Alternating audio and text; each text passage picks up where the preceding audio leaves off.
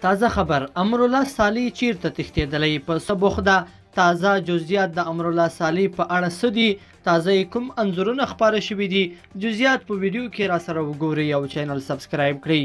السلام علیکم لیدونکو ستړي مشئ په داسې حال کې چې تر څو ورځو وړاندې د افغانستان د پخواني ولسمشر اشرف غني مرستیال امرالله صالح ادعا کوله چې هیواد څخه نه دی تښتېدلی او نه به تښتي بلکې مقاومت کوي خو اوس یې د ځان هیواد څخه ایستلی دی او هلته په یو ډېر ناسم کار اخته دی امرالله صالح اوس په عربي متحده اماراتو کې دی او ځان یې هلته د اشرف غني خواته رسولی دی نوموړی چې څنګه تللی نو د افغانستان څخه د غلا کړو پیسو په ادرس پسې ورغلی دی او په بانکونو کې منډې وهي په تمه دی چې د افغانانو څخه تښتولي په میلیونونه ډالر وباسي د امرالله صالح تازه نشر شوي انځورونو کې ښکاري چې هغه په عربي متحده اماراتو کې دی او هلته یو بانک ته رسېدلی دی د یادونې وړ ده چې د افغانستان څخه تښتېدلی پخوانی ولسمشر اشرف غني هم په عربي متحده اماراتو کې دی